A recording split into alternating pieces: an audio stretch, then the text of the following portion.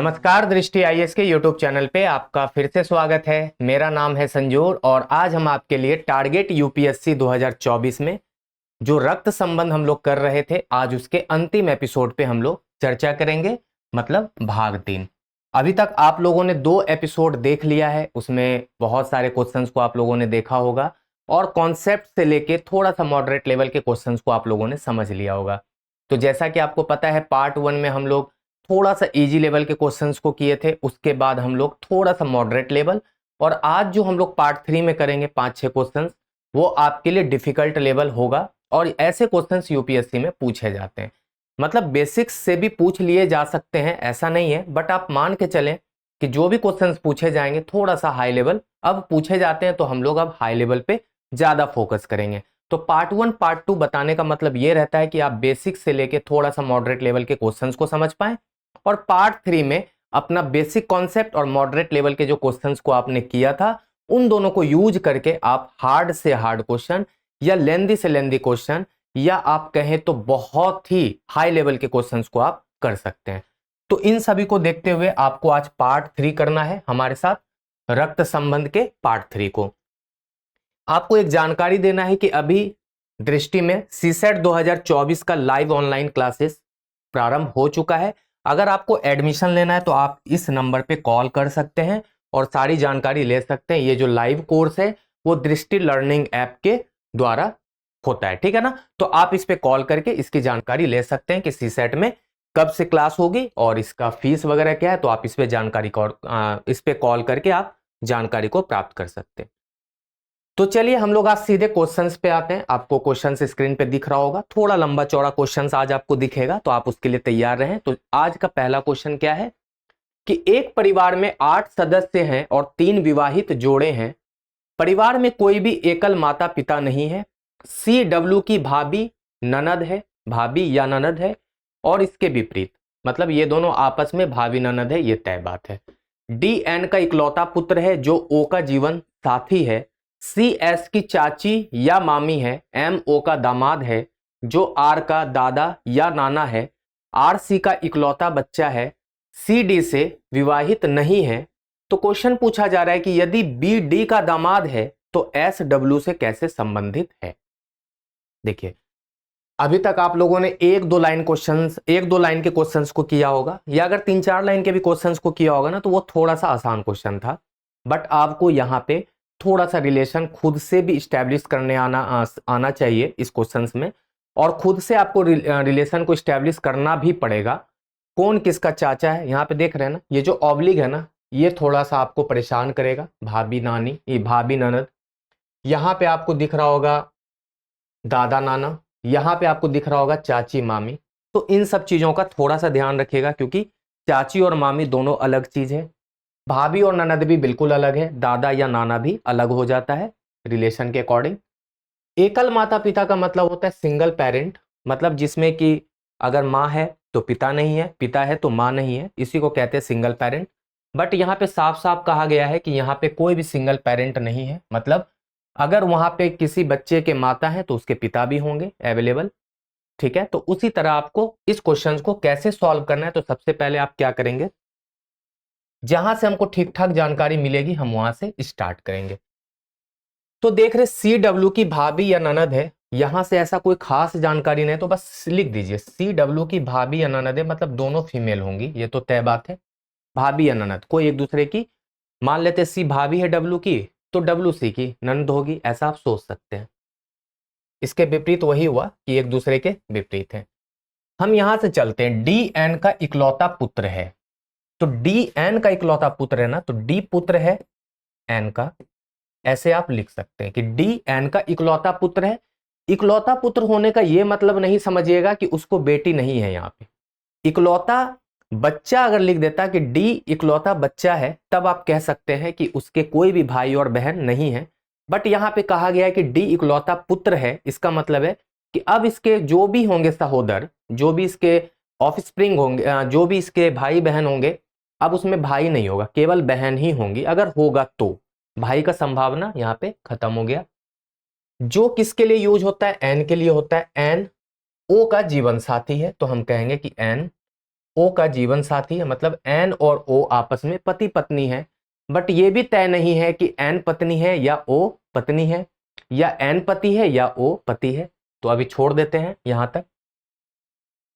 C S की चाची या मामी है। अब देखिए, सी एस की चाची या मामी है, तो एस की चाची मामी है सी, है ना। किसके बारे में कहा जा रहा है? सी।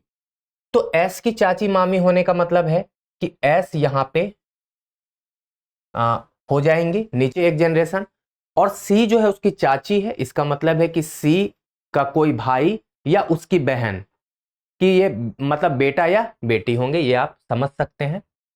1 मिनट के लिए आप थोड़ा सा ऐसे तुक्का लगा सकते हैं कि मान लेते हैं सी यहां हो, ठीक है, तो इसकी पुत्री ये हो सकती है, क्या नाम है? एस। ऐसा सोच लेते हैं आप, ठीक है, पुत्री या पुत्र जो भी होंगे, ये एक फीमेल मेंबर होंगी, आप ये भी सोच सकते हैं। एम ओ का दामाद है, एम जो है ना वो ओ का दामाद है, तो आप ऐसे सोच सकते हैं कि इसके बाद आप यहां पे क्या बोला जा रहा है, इसको भी अभी रहने दीजिए, एम ओ का दामाद है जो आर का दादा या नाना है। किसके बारे में कहा जा रहा है? ओ के बारे में, कि ये जो है वो आर का दादा या नाना है। तो ओ जो है ना वो किसका है? आर का दादा या नाना है। तो ओ, अगर देखिए ओ के बारे में जानकारी मिल गई, एन यहां पे फीमेल हो गई, ये तो तय बात हो गया, क्योंकि यहां पे साफ साफ कह रहा है ना कि ओ क्या है, मतलब दादा या नाना है, मतलब मेल मेंबर है। आर जो है ना वो सी का इकलौता बच्चा है, आर सी का इकलौता बच्चा, देख लीजिए आर यहां हो गई, ठीक है। अब देखिए यहां पे आपको ये पता लग गया कि अब क्या हो गया, यहां से आपको क्लियर हो गया ना कि एन जो है, यहां पे आपने जो लिखा था ओ आर का दादा या नाना है, तो जाहिर सी बात है यहां पे ओ क्या हो जाएगा? नाना हो जाएगा। क्यों? क्योंकि सी का इकलौता बच्चा होने का यह मतलब हो गया कि सी यहां पे फीमेल मेंबर है, तो फीमेल मेंबर का जो पति होगा, मतलब सॉरी पिता होगा, फीमेल मेंबर, फिर उसका पिता, वो उसके लिए नाना हो जाएगा। तो ये भी हो गया कि आर सी का इकलौता बच्चा है। अब सी डी से विवाहित नहीं है, सी डी से विवाहित नहीं है, बिल्कुल सही बात है, क्योंकि सी और डी आपस में भाई बहन है। अब एक लाइन यहां से फिर चलते हैं कि सी डब्ल्यू की भाभी या ननद है, तो हम यहां पे डब्ल्यू को इसकी वाइफ बना दें तो कोई दिक्कत नहीं। देखिए सी डब्ल्यू की वाइफ या भाभी या ननद भी हो गई, ये इसको भाभी कहेगी और ये इसको ननद कहेगी। कितने लोग हैं परिवार में? 8 सदस्य। कितने लोग आप बैठा दिए? 1 2 3 4 5 6 और 7। एक व्यक्ति और है, आप उसको ढूंढ लीजिए।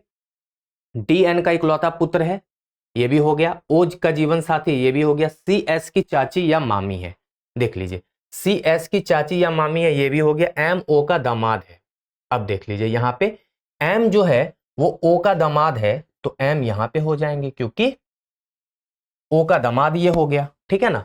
तो अब पूछा जा रहा है कि सी का डी से क्या संबंध है, सी का डी से क्या संबंध है? सी डी, अच्छा सॉरी, सी डी से विवाहित नहीं है, वो तो पूछा जा रहा है, पूछा नहीं जा रहा, वो तो दिया है, सी डी से विवाहित नहीं है। अब बोला जा रहा है कि यदि बी जो है वो डी का दामाद हो, बी जो है वो डी का दामाद हो, तो बी मान लेते दामाद हो गया ना, बी डी का दामाद हो गया, तो एस डब्ल्यू से कैसे संबंधित है? तो एस डब्ल्यू से कैसे संबंधित हो जाएंगे? तो एस यहां पे डब्ल्यू की पुत्री होगी, होगी ना, तो एस यहां पे डब्ल्यू की पुत्री हो जाएगी। बहुत ही बढ़िया क्वेश्चन था।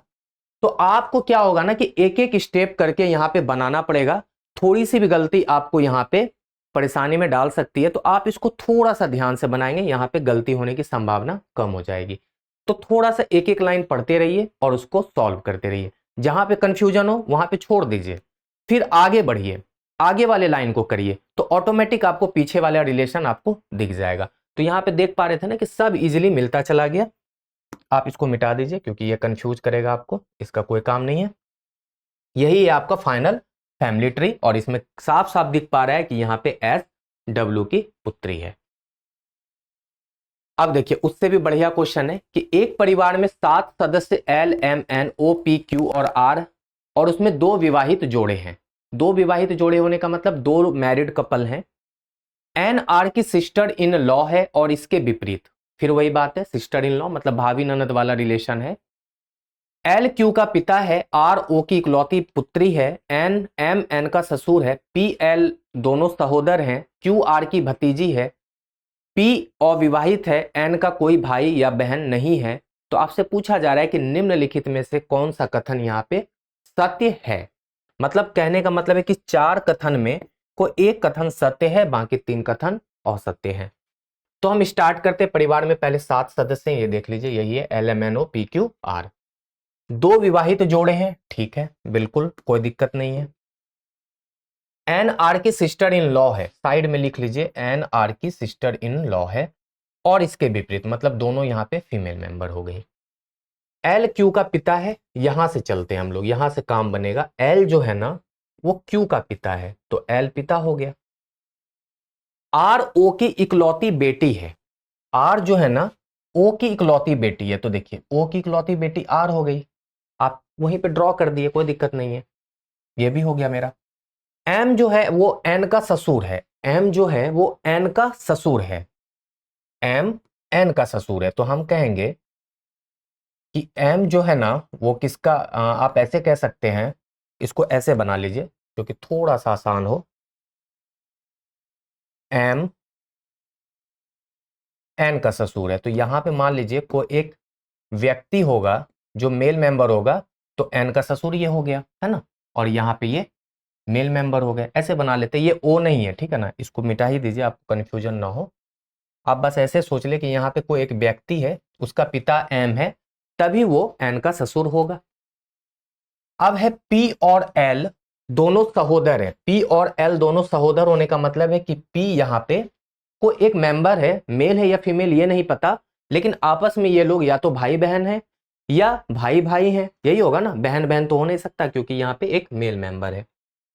Q R की भतीजी है, अब देख लीजिए Q जो है ना वो R की भतीजी होने का मतलब है कि आप आराम से इसको Q को यहां पे रख दीजिए, Q R की भतीजी हो गई ना, ये भी ठीक हो गया। P अविवाहित है, P के बारे में कहा गया है कि इसकी शादी नहीं हुई है, ये अविवाहित है, ठीक, कोई दिक्कत नहीं। N का कोई भी भाई या बहन नहीं है, N का कोई भी यहाँ पे भाई या बहन नहीं है, यहाँ पे आपको N और R जो भाई बहन नहीं है, यहाँ पे N और R ऐसे कर दीजिए, यहाँ पे सिस्टर इन लॉ है। अब मुझे लगता है कि आप आराम से देखिए बैठा सकते हैं, यहाँ देखिए Q आपको दिख रहा है, यहाँ पे L दिख रहा है, तो L यहाँ पे प्लस है, तो आप कह सकते हैं कि N इसकी जाहिर सी बात है पत्नी हो जाएगी। अब यहाँ पे आपको दिख पा रहा होगा कि N जब इसकी पत्नी हो गई तो हम कह सकते हैं P अविवाहित है, तो यहाँ पे आप कह सकते हैं कि R यहाँ पे इसकी क्या हो जाएगी, सिस्टर इन लॉ, ठीक है। उसके बाद इकलौता पुत्र, यहाँ पे क्या कह रहा है, इकलौती बेटी कौन है, R जो है O की इकलौती बेटी है। अब देख लीजिए यहाँ पे O रख दीजिए, क्लियर। उसके बाद यहाँ पे क्या कहा जा रहा है, M जो है ना वो इसके किसका पति है, N यहाँ पे इसका, M इसका पिता हो जाएगा, ठीक है। तो कितने लोग बैठ गए, अब देख लीजिए 1 2 3 4 5 6 7, है ना, 1 2 3 4 5 6 7, तो ये हो गया। अब यहाँ पे देख लीजिए M और O आपस में पति पत्नी हो जाएंगे क्योंकि ये तीनों आपस में भाई बहन है, ये भी तय हो गया, क्लियर। अब यहाँ पे कहा जा रहा है कि N का कोई भाई बहन नहीं है, बिल्कुल सही बात है, N का यहाँ पे कोई भी भाई या बहन नहीं है क्योंकि N यहाँ पे बस अकेला है। Q यहाँ पे नीचे है, मुझे लगता है कि सारा कंडीशन आपने फुलफिल करा लिया। P अविवाहित है, P अविवाहित है, बिल्कुल ठीक है, N का कोई भाई बहन नहीं, ठीक है। तो अब कहा जा रहा है कि निम्नलिखित में से कौन सा कथन सत्य है, आप इसको मिटा दीजिए, ये अब मेरे काम का नहीं है। फाइनल जो आपका फैमिली ट्री है ये है मेरा। अगर हम इसमें जाएं कि P और N विवाहित है, तो P और N विवाहित नहीं है, ये गलत बात है। P N का पुत्र है, तो P N का पुत्र नहीं है, ये भी गलत बात है, ये भी गलत हो गया। P R का पिता, P R का पिता नहीं, बिल्कुल नहीं, गलत है। P N का ब्रदर इन लॉ है, तो P N का ब्रदर इन लॉ हो जाएगा, बोलिए कैसे, यहाँ पे P मेल मेंबर हो जाएगा क्योंकि देखिए यहाँ पे साफ साफ बोला जा रहा है कि R O की इकलौती बेटी है, तो इकलौती बेटी होने का मतलब ये दोनों जो है ना मेल मेंबर होंगे, है ना, क्योंकि उसको एक ही बेटी है, तो जाहिर सी बात है ये दोनों मेल मेंबर है, भाई है। तो यहाँ पे साफ साफ दिख पा रहा है कि इसका ब्रदर इन लॉ होगा ही, क्योंकि देखिए ये इसके पति का भाई, ये इसको ब्रदर इन लॉ ही तो बोलेगी, तो P जो है ना वो N का ब्रदर इन लॉ है, ठीक है, या देवर कह सकते हैं इसको, है ना, हिंदी में अगर बात करें तो N का ये क्या है, देवर है P। तो बहुत अच्छा क्वेश्चन था, बहुत साधारण सा था, तो मेरा सही जवाब है ऑप्शन नंबर डी। आराम आराम से बताएंगे आपको ऐसा लग रहा होगा कि बहुत स्लो मतलब आपको बता रहे हैं, तो आप ये समझिएगा कि आपको इसलिए स्लो बताया जा रहा है या आराम आराम से बताया जा रहा है क्योंकि आपसे एक भी रिलेशन छूटे ना, मतलब ऐसा ना हो कि एक भी अगर लाइन आपने मिस कर दिया या एक भी लाइन को आपने समझने में मिस कर दिया तो आपका पूरा क्वेश्चन गलत हो जाएगा। चलिए, थोड़ा कह सकते उससे आसान क्वेश्चन है लेकिन वैसा ही है, क्रिटिकल है। एक परिवार में 8 सदस्य हैं, G K, L O, T U, V और एक्स, यू वी और एक्स, और 3 विवाहित जोड़े। अब देखिए यहाँ पे 3 मैरिड कपल हैं। फिर से कहा जा रहा है एक्स जो है वो जी का ससुर है जो यू का पिता है। एक्स जो है वो जी का ससुर है और यू का पिता है। ओ टी की इकलौती पुत्री है जो वी की मां है। टी एक्स का जीवन साथी है, जीवन साथी का मतलब यहाँ पे मैरिड कपल है, ठीक है। यू और एक्स दोनों विपरीत लिंग के हैं। विपरीत लिंग का मतलब ये हो गया कि उसमें एक अगर मेल है तो दूसरा फीमेल है ना। के ओ की सास है, एल यू का दादा है। कहा जा रहा है कि यदि वी का विवाह जेड से हुआ है तो टी का जेड से क्या संबंध है। ठीक है, आपको देखिए सारी चीज समझा दिए कि जीवन साथी का मतलब मैरिड कपल है, मतलब T ex wife husband. You और एक्स दोनों विपरीत लिंग का मतलब है कि यू अगर मेल है तो एक्स फीमेल है, और एक्स मेल है तो यू फीमेल है, ये भी होगा। के ओ की सास है, ये तो आप समझ ही रहे हैं, बाकी टर्म्स तो समझ आ रहा है ना। जो नहीं आएगा वो हम आपको बता देंगे। कहां से चलते हैं, यहां से चलते हैं। एक्स जी का ससुर है जो यू का पिता है। एक्स किसका ससुर है, जी का। तो हम ऐसे कह सकते हैं एक्स जी का ससुर है। यहां पे कोई व्यक्ति है मतलब मेल या फीमेल, उसका वाइफ या हस्बैंड जी है। जी ससुर, एक्स जो है वो जी का ससुर है और जी जो है वो यू का पिता है। जी जो है ना वो यू का पिता है। लीजिए, इसका मतलब है कि यहाँ पे कोई फीमेल मेंबर है, इसकी बेटी का वो पति है। ओ जो है वो टी की इकलौती बेटी है। ओ जो है ना, जो मतलब एक्स्ट्रा, मतलब इसमें ना कंडीशन फुलफिल हो ना तो आप अलग से बना लीजिएगा, बहुत आसान हो जाता है फिर ब्लड रिलेशन। ओ जो है ना वो टी की इकलौती बेटी है, ऐसे बना लीजिए साइड में, है ना। ओ टी की इकलौती बेटी है। फिर टी के बारे में कहा जा रहा है टी जो है वो वी की मां है। टी जो है ना वो किसकी मां है, वी की, ठीक है। और इकलौती बेटी ओ है तो वी यहाँ पे मेल हो गया, ये भी तय हो गया ना कि ओ जो है वो टी की इकलौती बेटी है और टी जो है वो वी की मां है, मतलब वी यहाँ पे मेल मेंबर है। ये भी बहुत आसानी से, अभी भी मतलब मैच नहीं कर पा रहा, छोड़ देते हैं। टी एक्स का जीवन साथी है, इसका मतलब टी एक्स क्या है, वाइफ हस्बैंड है, और एक्स यहाँ पे मेल होगा, क्यों, क्योंकि टी यहाँ पे फीमेल है। यू और एक्स दोनों विपरीत लिंग के हैं। अब देख लीजिए यहाँ पे एक्स मेल है तो यू यहाँ पे फीमेल हो जाएगी, है ना, क्योंकि विपरीत लिंग पहले बता दिया था। के जो है वो ओ की सास है। के जो है ना वो ओ की सास होने का मतलब है ओ की सास के। तो यहां पे आप कैसे करेंगे, ओ की सास के, तो यहां पे एक व्यक्ति होगा, कोई भी मान लेते हैं,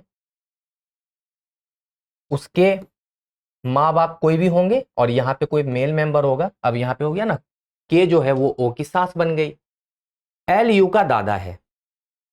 एल जो है यू का दादा है, इसका मतलब है कि यहाँ पे आप कह सकते हैं एल यू का दादा है ना, तो यहां पे रखेंगे तो ये नाना हो जाएगा। तो एल यू का दादा होने का मतलब है, आप ऐसा करिए यहां पे ओ रख दीजिए, ठीक है। इसकी मतलब इसको यहां पे ऐसे सोच लीजिए, इसको हम जी रख दिए। जी का जो है वो क्या है, यहाँ पे पिता हो गया या जो भी हो जाएंगे। एल यू का दादा है तो यहां पे एल रख दीजिए, एल यू का दादा हो गया, ये फीमेल मेंबर हो जाएंगी। कितने व्यक्ति, 8, 1 2 3 4 5 6 7। अब यहां पे देखिए यहां पे कौन एक व्यक्ति था, ओ जी, आपने ओ जी रख दिया, ओ जी रख दिया। यहां पे एक वी होगा, ठीक है, क्योंकि इसको इकलौती बेटी वी है। अब यहां पे देख लीजिए एक्स और टी आपस में यहां पे पति पत्नी हो जाएंगे, ठीक है। तो मुझे लगता है वहां से यहां हमने सब कुछ रख लिया है, अब कुछ नहीं बचा ना। 1 2 3 4 5 6 7 और 8, मतलब हमने सब कुछ रख लिया। 1 2 3 4 5 6 7 8, सारे लोग आ गए। तो अब कुछ घबराना ही नहीं है, अब आपके पास सिर्फ आंसर ही निकालने का समय आ गया। और यहाँ पे कहा भी जा रहा है कि 3 मैरिड कपल हैं, तो आपको 3 मैरिड कपल दिख भी रहा होगा, है ना। 3 मैरिड कपल आपको यहाँ दिख रहा है, एक ये है, दूसरा मैरिड कपल, और तीसरा कहाँ हो गया, एक ये दोनों आपस में, सॉरी भाई बहन है ना, इसको गड़बड़ ना हो जाए, इसको आपस में भाई बहन बनाइए, ठीक है, वी और जी, ठीक है। अब देखिए यहाँ पे तीसरा, अब कहा जा रहा है, किसके बारे में कहा जा रहा है, यदि वी का विवाह किससे हुआ है, जेड से हुआ है, तो वी का विवाह आप जेड से करा दीजिए। ये एक्स्ट्रा है क्वेश्चन में, तो जेड यहाँ पे मेल होगा क्योंकि फीमेल है ना। तो टी का जो है ना जेड से क्या संबंध है, तो टी क्या हो गई जेड की, तो देख लीजिए यहाँ पे हम कहेंगे ना टी, आराम आराम से आपको दिख रहा होगा सास है, क्योंकि ये इसकी पुत्री है, पुत्री का ये पति है, तो क्या बोलेगा इसको, सास ही तो बोलेगा ना टी को, तो टी यहाँ पे क्या हो गई, सास हो गई जेड की, है ना, ये सास हो गई। तो थोड़ा सा आपको ये सब तो आता ही होगा कि जब हम आपको फैमिली ट्री बना दें तो आप आराम से बता देंगे कि कौन किसकी सास है, कौन किसका ससुर है, कौन पुत्र है, कौन पुत्री है। तो ये बहुत साधारण सा क्वेश्चन था और आपको बहुत अच्छे से समझ आ गया होगा। तो चलिए अब हम लोग अगले क्वेश्चन पे चलते हैं। अब यहाँ पे फिर से 7 व्यक्तियों का एक परिवार है और 4 पीढ़ियां हैं। 4 पीढ़ी का मतलब समझ रहे हैं कि ग्रैंड डॉटर है ना, आपको मैंने उस दिन बताया था ना पीढ़ी, तो 4 पीढ़ियों का परिवार है, कह सकते परदादा दादा पिता पुत्र वाला, ऐसा कंडीशन है। ए की शादी डी की इकलौती पुत्री से हुई है जो जी का इकलौता बेटा, इकलौता पे थोड़ा सा ध्यान रखिएगा ना, इसमें गलती होता है। ई ए का ब्रदर इन लॉ है जिसकी एक संतान है। सी एफ का पोता है जो ए की मां है। डी के केवल 2 बच्चे हैं। जी परिवार की एक महिला सदस्य है। बी इस समान पीढ़ी के हैं और ए के कोई सहोदर नहीं है। अब देखिए यहाँ पे भी जो कुछ टर्म्स है ना उसको हम समझाते चलेंगे। सबसे पहले 4 पीढ़ी का मतलब है कि जैसे समझ सकते हैं आप ग्रैंड डॉटर या ग्रैंडफादर, फिर उसके बाद ग्रेट ग्रैंडफादर, ग्रैंडफादर, फादर और सन, ऐसा वाला 4 पीढ़ी है। उसके बाद कहा है कि ए की शादी डी की इकलौती बेटी, इकलौती बेटी होने का मतलब यहाँ पे फिर से आप समझें कि बेटी तो उसको नहीं है लेकिन बेटा होने का संभावना है यहाँ पे, है ना, कि बेटा हो सकता है उसको और भी हो या इसका भाई होगा, ठीक है। और कहीं पे ब्रदर इन लॉ का मतलब यहाँ पे इसलिए इंग्लिश में लिखा गया है क्योंकि ब्रदर इन लॉ बहुत सारा हो जाता है, ठीक है ना। ब्रदर इन लॉ का मतलब देवर भी हो जाता है, ब्रदर इन लॉ का मतलब साला भी हो जाता है, ठीक है। एक संतान है, एक संतान का मतलब है कि कोई भी एक ही उसको बच्चा होगा, या बेटी होगी या बेटा होगा। संतान में यहाँ पे बेटा बेटी दोनों आते हैं, तो ये भी ध्यान रखिएगा। पोता तो आपको पता ही है, ए की माँ डी के बच्चे हैं, ठीक है। एक महिला सदस्य है, मतलब जी परिवार की एक महिला सदस्य, पहले बता दिया कि जी यहाँ पे फीमेल मेंबर है। समान पीढ़ी होने का मतलब है कि वो एक ही जनरेशन में लाई करते हैं, मतलब वो अगर मान लेते हैं पापा वाली जनरेशन में तो वो पापा वाले ही जनरेशन में होंगे, मतलब एक ही लाइन में होंगे ये लोग, ऊपर नीचे नहीं होंगे। ए के कोई सहोदर नहीं होने का मतलब है, सहोदर का मतलब है कि ए के कोई भी भाई या बहन नहीं है। सहोदर का मतलब कि ए के कोई भी भाई या बहन नहीं है। सहोदर का मतलब होता है भाई या बहन, नहीं वर्ड लगा है मतलब उसको ए के कोई भी भाई बहन नहीं, ए अकेला है, मतलब अपने माँ बाप का। फिर वही है कि ई का विवाह जेड से हुआ है तो डी का जेड से क्या संबंध है, ठीक है। चलिए हम लोग अब बनाने की कोशिश करेंगे। कहां से स्टार्ट करें? ए की शादी डी की इकलौती बेटी से हुई है, यहां से करते हैं। ए की शादी हो गई, ए की शादी किससे हुई है? डी की इकलौती बेटी से। तो लीजिए डी की इकलौती बेटी से शादी हो गई ए की, ये मेल हो जाएगा, ये तो पता लग जाएगा ना क्योंकि वो फीमेल है तो ये मेल हो गया, यहां तक हो गया। अब क्या है? डी जो जी का इकलौता बेटा है, डी जो है ना वो जी का इकलौता बेटा है, तो जी एक जनरेशन ऊपर हो जाएंगे, ये इकलौता बेटा हो गया डी, ठीक है। डी जी का इकलौता बेटा है। ई ए का ब्रदर इन लॉ है, ई ए का ब्रदर इन लॉ है, इसका मतलब है कि ई यहां पे एक मेल मेंबर है और इसका भाई होगा, तभी वो उसका ब्रदर इन लॉ होगा, ये भी तय हो गया। जिसकी, किसके बारे में कहा जा रहा है? ए के बारे में, जिसकी केवल एक संतान है, एक संतान है, ठीक है भैया, एक संतान है। अब नहीं पता यहाँ पे मेल है या फीमेल है, छोड़ देते हैं, है ना।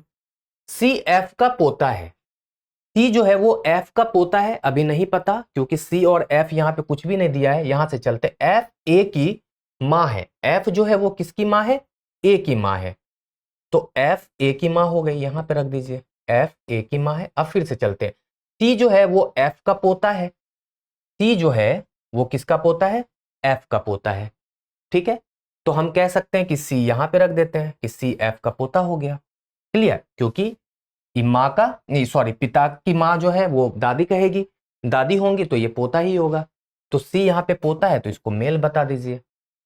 मुझे लगता है कि ये भी लाइन कर दिया आपने। डी के केवल 2 बच्चे हैं, तो देखिए डी के 2 बच्चे हैं ही, एक बच्चा ये एक बच्चा ये, है ना। तो यहाँ पे जो है वो अभी नहीं पता लगा, लग जाएगा, रुक जाइए। जी परिवार की एक महिला सदस्य है, जी परिवार की एक महिला सदस्य है, मतलब जी यहाँ पे फीमेल मेंबर है, इसको रख दीजिए। बी और ई समान पीढ़ी के हैं। अब देखिए बी यहां रखना ही पड़ेगा क्योंकि समान पीढ़ी में यहीं पे एक बच रहा है, क्योंकि 7 ही व्यक्ति है ना, तो 1 2 3 4 5 6 और 7 सब लोग बैठ गए बहुत आसानी से, कुछ भी अब दिक्कत नहीं रहा। ए के कोई सहोदर नहीं है, तो देख लीजिए भैया ए के कोई सहोदर नहीं है, यहाँ ए खाली है ना, ए यहाँ पे खाली है, मेल मेंबर है। ये दोनों वाइफ हस्बैंड है, ये इसके भाई हो गया, ये तो आपको पता लग गया, ये इसकी माँ हो गई, ये इसका पुत्र हो गया। तो अब हमसे पूछा क्या जा रहा है कि ई का विवाह जेड से करा दीजिए।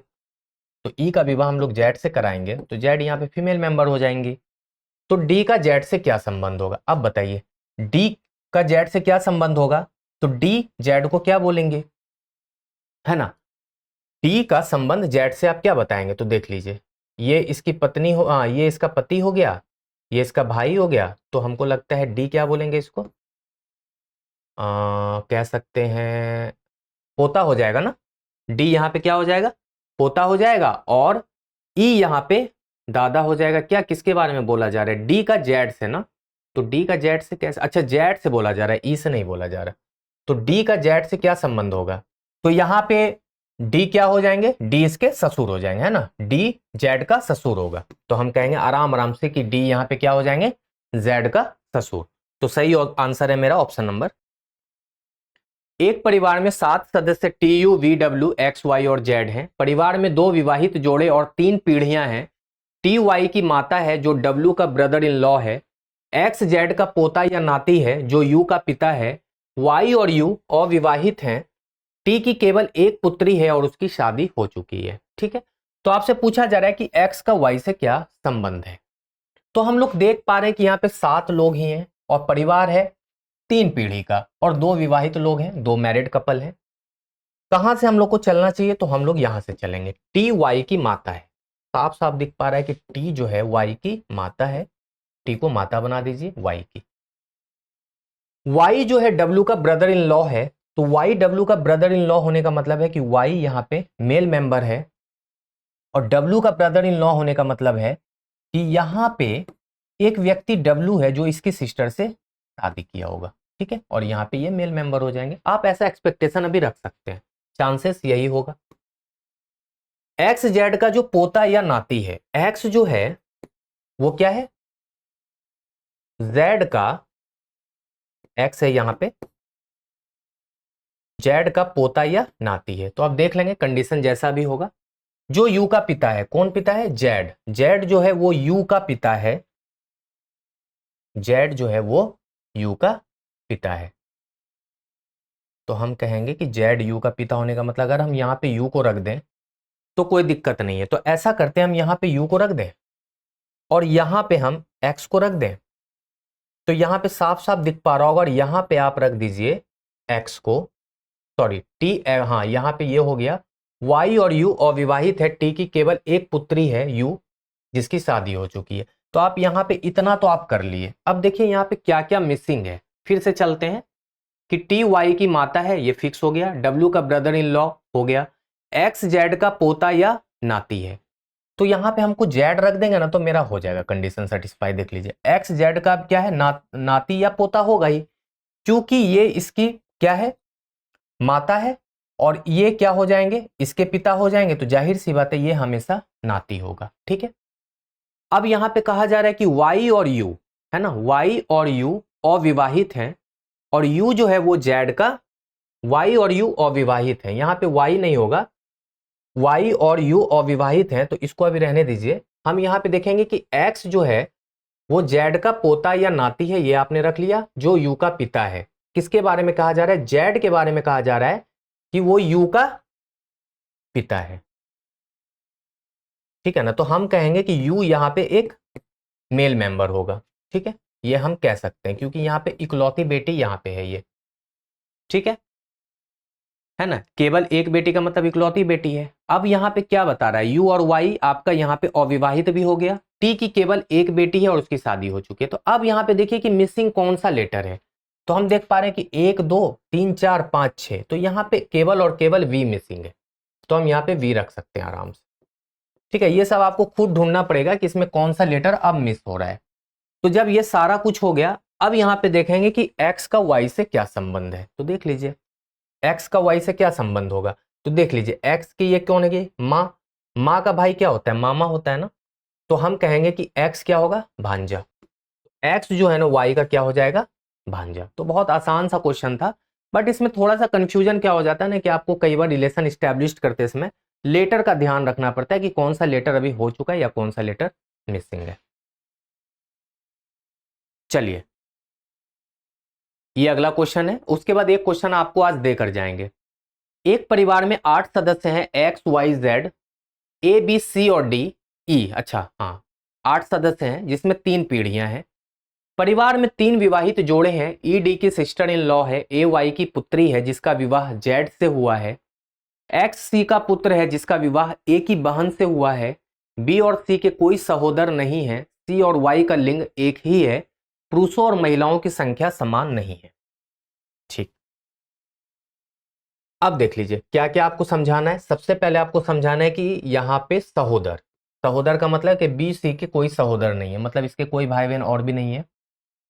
सी और वाई का लिंग समान होने का मतलब है कि सी और वाई एक ही मतलब जेंडर के हैं। अगर सी मेल है तो वाई मेल है, सी फीमेल है तो वाई भी फीमेल है। और कहा जा रहा है कि पुरुषों और महिलाओं की संख्या यहाँ पे समान नहीं है, मतलब पुरुष और मेल यहाँ पे इक्वल नहीं है। इसका क्या मतलब होगा कि 5 पुरुष होंगे तो 3 महिला होंगी, 6 पुरुष होंगे तो 2 महिला होंगी, ऐसी संभावना है। ठीक, चलते हैं। यही 8 लोग हैं। अब हम लोग कहां से स्टार्ट करेंगे, ये सबसे बड़ा समस्या है। तो हम लोग यहां से करते हैं। ई डी के सिस्टर इन लॉ है, इसको छोड़ दीजिए, यहां से चलते हैं। ए वाई की बेटी है, या आप इसको अलग में लिख लीजिए, ई डी की सिस्टर इन लॉ है, ठीक है ना। फीमेल मेंबर ई है, ए वाई की बेटी है, ये तो दिया हुआ ए जो है वाई की बेटी हो गई, ये फीमेल मेंबर हो गई। वाई का विवाह जेड से हुआ है, जेड से इसका विवाह करा दीजिए। एक्स सी का पुत्र है, एक्स जो है वो किसका पुत्र है? सी का, ये भी अलग से बना दीजिए।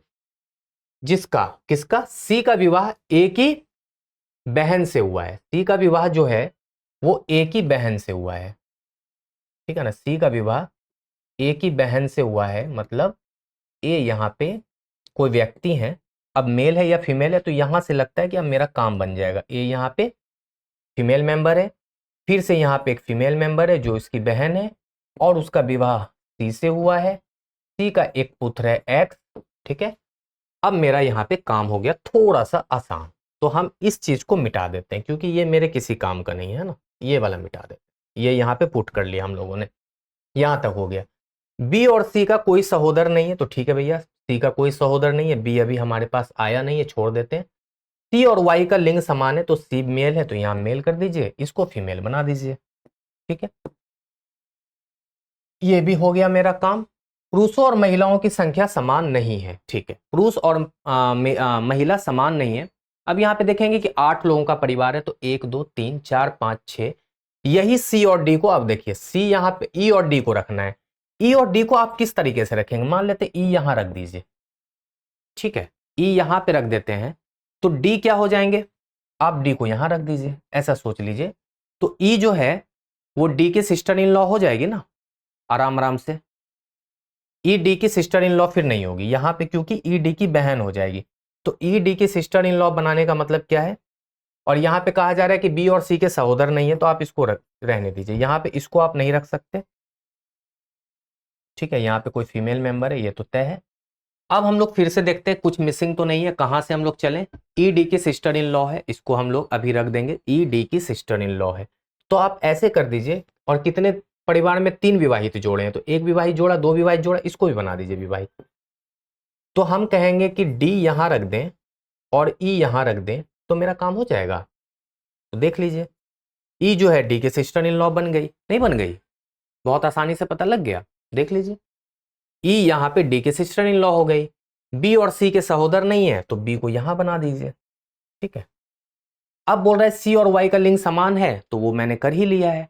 अब बोल रहा है कि पुरुषों और महिलाओं की संख्या समान नहीं है, तो आप पहले पुरुष को गिन लीजिए कितने हैं, तो 1 2 3 और 4, और महिला यहाँ 3 है, तो पुरुष को ज्यादा रखना है या महिला को कम रखना है या महिला को ज्यादा रखना है? तो यहाँ पे बी के बारे में हम कह सकते हैं कि पुरुष या महिला होंगी, है ना, एक ज्यादा रखना है। अब कहा जा रहा है कि जेड का ई से क्या संबंध है, इससे लेना देना है भी नहीं कि कौन क्या है, उससे क्या मतलब है। जेड का ई से हमको संबंध ढूंढना है और बहुत आसानी से बता दीजिए। तो जेड यहाँ पे ई के क्या लगेंगे, तो देख लीजिए ये दोनों वाइफ हस्बैंड है, ठीक है। तो जेड यहाँ पे ई की माता हो जाएगी, नहीं हो जाएगी, क्योंकि ये देखिए ये दोनों भाई बहन बहन बहन है, और ये इसके पिता हैं, ये इसकी माता है। तो ए के पिता ए की माता और ए ई आपस में भाई बहन है, तो हम कहेंगे कि जेड जो है वो ई की क्या है, माता है। तो हम आराम से कह लेंगे कि जेड जो है ई की माता है। तो बहुत ही बेहतरीन क्वेश्चन था, बस आपको यहाँ पे थोड़ा सा अपने फैमिली ट्री को बनाने आना चाहिए। अगर फैमिली ट्री आप नहीं बना पाएंगे तो आपका क्वेश्चन गलत हो जाएगा, तो आप फैमिली ट्री पे ज्यादा फोकस करिएगा। अब देखिए अगला क्वेश्चन जो है ये स्क्रीन पे, ये आप लोगों के लिए, क्योंकि आप लोगों का था कि एक क्वेश्चन हम लोगों को देकर जाया करे सर, जिससे कि हम लोग कर सकें। तो ये क्वेश्चन आपकी स्क्रीन पे रहेगा। अभी हम थोड़ी देर के लिए हट जाते हैं, जिससे कि आपको क्वेश्चन दिख जाए। आप लोगों ने क्वेश्चन का स्क्रीनशॉट ले लिया होगा। अब चलिए, तो ये क्वेश्चन आप लोग कीजिएगा और कमेंट में इसका उत्तर जरूर बताइएगा कि पी का क्यू से क्या संबंध है। हम आपके कमेंट का इंतजार करेंगे, और जिसका भी आंसर सही होगा हम जरूर बताएंगे कि किसका आंसर सही है या कौन सा आंसर सही है। हम यही बता देंगे आपको अगली क्लास में कि पी का क्यू से क्या संबंध है। तो चलिए, आज की क्लास में ब्लड लेसन हम लोगों ने समाप्त कर लिया है। ब्लड लेसन के हम लोगों ने 3 पार्ट को किया है, और तीनों पार्ट बेहद ही महत्वपूर्ण है। पहला पार्ट थोड़ा आपको आसान लगा होगा, दूसरा पार्ट थोड़ा सा मॉडरेट था, तीसरा पार्ट आपको थोड़ा सा डिफिकल्ट लगा होगा, आपको मजा भी आया होगा, और आपको बहुत आसान आसान तरीके से सिखाया गया है। मतलब कह सकते हैं कि बहुत ही स्लो मोशन में, जिससे कि आप फैमिली ट्री को समझ सके। तो जल्दी से आप चैनल को सब्सक्राइब कर लीजिए, वीडियो को लाइक कीजिए, वीडियो पे कमेंट कीजिए कैसा लगा आपको सेशन, कैसा आपको लगा ब्लड लेसन को पढ़ के, हमें जरूर बताइएगा। हम आपके कमेंट का बेसब्री से इंतजार करेंगे। और जैसा कि आपको बताया गया कि सीसेट का लाइव क्लास स्टार्ट हो चुका है, तो आप उस नंबर पे कॉल करके जरूर पता कर लीजिएगा। तो इसी तरह हम आपसे सप्ताह में 2 दिन या 3 दिन मिलते रहेंगे। सप्ताह में 3 दिन मिलते हैं ना हम लोग, तो सप्ताह में हम लोग 3 दिन मिलते रहेंगे या 2 दिन मिलते रहेंगे, जो भी है आप देख लीजिएगा वीडियो, और अपनी तैयारी को 2024 के अनुसार करते रहिएगा। तो चलिए मिलते हैं अगले वीडियो में। आज के लिए शुक्रिया।